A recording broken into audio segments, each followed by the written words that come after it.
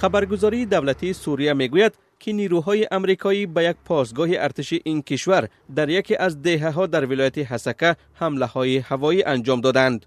به اطلاع رسانه حمله ها بعد از آن صورت گرفته است که گویا نظامیان سوریه به پترول آمریکایی اجازت ندادند از گذرگاه عبور کند. گذرگاه زیر نظارت ارتش سوریه در نزدیکی شهر الکمیشلی متعلق به کردها جایگیر است، اما جانب دیگر فرضیه خود را پیش می آورد. ستاد عملیات مشترک عزم ناشکستنی در عراق و سوریه ائتلاف بین المللی به رهبری آمریکا میگوید نظامیان آنها و نیروهای کرد برای محافظت از خود آتش جوابی کشادند. در اظهارات ستاد گفته شده است که پترول آمریکایی آرامانه گذرگاه را عبور میکرد و ناگهان مورد حمله قرار گرفت. نمایندگان ائتلاف بین المللی آسیب ندیدند و به پایگاه برگشتند و تحقیق حادثه ادامه دارد.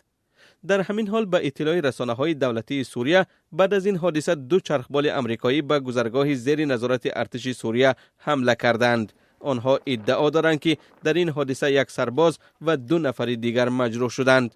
نیروهای ائتلاف حمله های هوایی را رد می‌کنند.